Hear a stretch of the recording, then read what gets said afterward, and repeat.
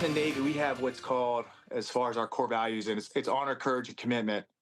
And he is just the perfect example of that. He's talking about San Diego police officer Zach Martinez, who continues to recover in a hospital after surviving a fiery crash that killed his partner and the 16-year-old boy officers had been pursuing. Good evening and thanks for joining us. I'm Marcella Lee. And I'm Steve Price in tonight for Carlo. CBS 8's Kirsten Holmes talked with Martinez's friend from the Navy. She joins us now live with the latest on this developing story. Kirsten? Yeah, I'm here near the growing memorials for the officers and that 16-year-old driver at the intersection of Claremont Mesa Boulevard and Doliva Drive. Now, CBS 8 has been able to learn that Edgar Oviedo, the driver of the car that the officers were pursuing, did not have a valid California driver's license. It's just the latest detail in a tragic crash that has the friends and family of Zach Martinez praying for his complete recovery. So I served with Zach Martinez, and at the time he was a third class in the United States Navy on board the USS Theodore Roosevelt, and this was back in 2017. Cruz Klein says he was in shock after hearing about the crash Monday night that killed 30-year-old SDPD officer Austin Machetar and 16-year-old Edgar Oviedo, leaving 27-year-old Zach Martinez fighting for his life in the hospital. I just kind of paused for a second and just kind of took into totality the entire situation and just realized, wow, because he's just such a good human being, and just to see that he was doing big things in this world and to hear that news was just so upsetting. Klein, currently serving as a Master at Arms Chief Petty Officer in Georgia, remembers this video with Zach fondly. So we challenged each other, and again, at that point, we had been out to sea for like 30 days. And somebody recorded it and captured that moment. Klein says even years later, after this video was shot, he's proud of the man that Martinez has become after the Navy. Obviously, within that line of work, that it's always a possibility, right? It's not a job where you're expected to come home on a daily basis. Your life could literally flip in the matter of seconds. When you see a law enforcement personnel out in town, regardless of what your views are, just realize that what they do is extremely important to not only our country, but to the community. This afternoon, we spoke to the family of Edgar Oviedo, and they say they feel for the officers involved, and they're also hurting too. I'm sad. Yeah, because, yeah, this boy didn't deserve, to die like this. CBS 8 was here on the scene when San Diego police removed the smart streetlight cameras nearest this intersection as part of their investigation. We'll continue to follow this story for you as it develops. Reporting for CBS 8, I'm Kirsten Holmes. Back to you. Kirsten, thank you. Right now, the search is on for a missing Camp Pendleton Marine. His name is Bailey Cameron. An official from the military base says he was reported missing this past Sunday. Now, we're told that he was last seen leaving the Coyote Bar, which is in Carlsbad. It's located at Carlsbad Village Drive and Carlsbad Boulevard. Cameron is about 6'1", weighs 190 pounds. He has a tattoo on his shoulder. Anyone with information about his whereabouts is asked to call the number on your screen there, 509-860-2681.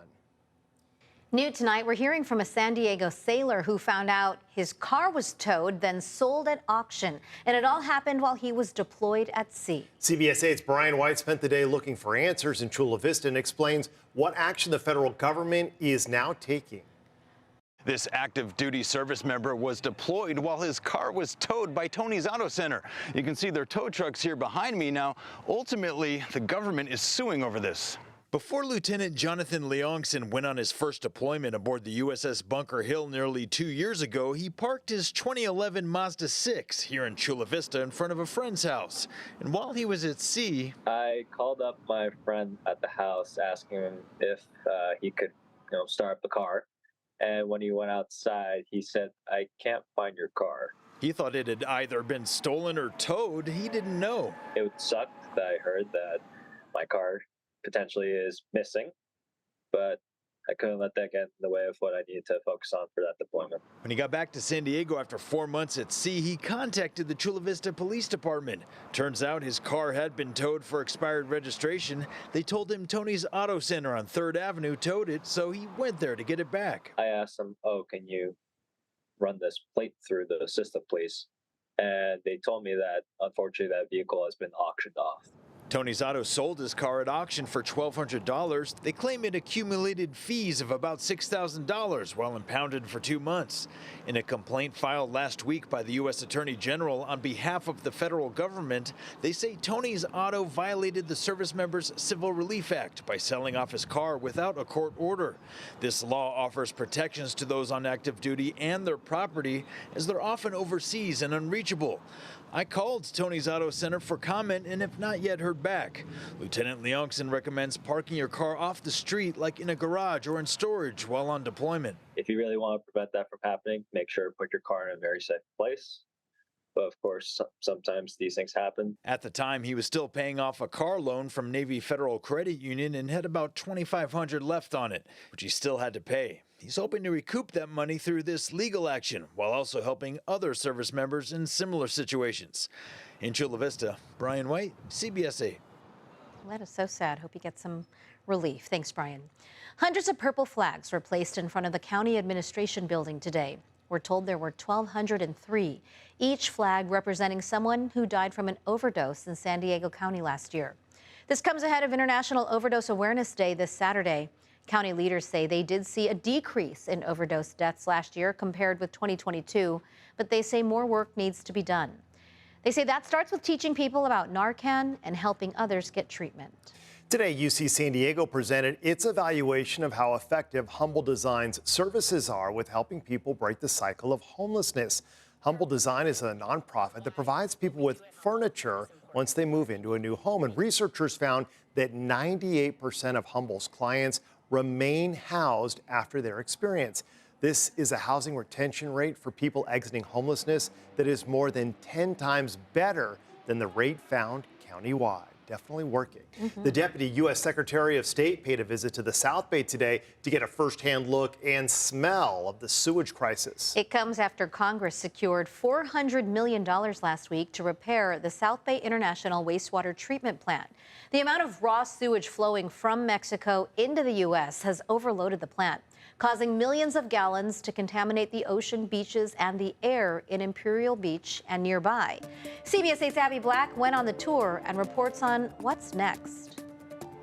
The Deputy Secretary of State took a tour of the South Bay International Wastewater Treatment Plant. He wanted to see what this $400 million will do to repair and expand the project. Now, while it may take 5 to 7 years to complete, congressional leaders say the urgency is there to address the sewage crisis. We've been struggling since then to bring them back into operation. As the International Boundary Water Commission operations manager leads the tour with Deputy U.S. Secretary of State Richard Verma and local congressmen, he explains that in 45 days, 2 more primary sanitation tanks are expected to be operational, which will bring the South Bay International Wastewater Treatment Plant into compliance. That hasn't happened since March of 2022. This is a public health problem. It is an economic problem. It is a international problem. This visit comes a week after San Diego's congressional delegation secured $400 million for IBWC to repair and double the size of the broken plant. This has taken too long to get fixed, but thankfully we are on a better path today. While the money won't divert or treat the 60 million gallons of raw sewage flowing from Mexico into the U.S. each day, IBWC commissioner says the expansion will lower the amount of cross-border flow by 90%. And it should be zero. Commissioner Resendez, my Mexican counterpart, are having weekly meetings on this. We're meeting with the Mexican section. We're trying to identify those sources. We're looking at data, and we're going to do a very quick study to identify those sources. Imperial Beach Mayor Paloma Aguirre applauds the money, but says the urgency is now. The city of Imperial Beach is constantly hearing these anecdotal reports of upper respiratory ailments, gastrointestinal illnesses, and poor quality of life, frankly. So the urgency cannot be overstated. We need a state of emergency declaration from our president. We need the support from our governor. I took her concerns to Congressman Juan Vargas and to Deputy Secretary Verma. Why has a state of emergency not been declared? And I think this is a state of emergency and it should be declared. I don't know why it hasn't. So we are operating with a degree of emergency in our efforts, but the particular federal law that's applicable doesn't actually allow us to declare a state of emergency, but we are operating as if there is a public health emergency. Work on the design of the plant's expansion is expected to start next month. In the South Bay, Abby Black, CBS 8. Thanks, Abby. The insurance company Allstate gets approved to raise home insurance rates in California. Those details still ahead. Raise them a lot. Plus, a new COVID-19 vaccine now available. How effective doctors say it is against the strains that are currently spreading. But first, we hear from a San Diego Olympic alternate who ended up bringing home a silver medal from the 2024 Paris Games. All right, you're seeing that marine layer rolling right back in along the coast. Now and through tomorrow, we start to have a gradual warm up all the way into the weekend. Monsoonal moisture not looking to be a big factor for us here in San Diego County, and also much warmer by next week. Details are ahead.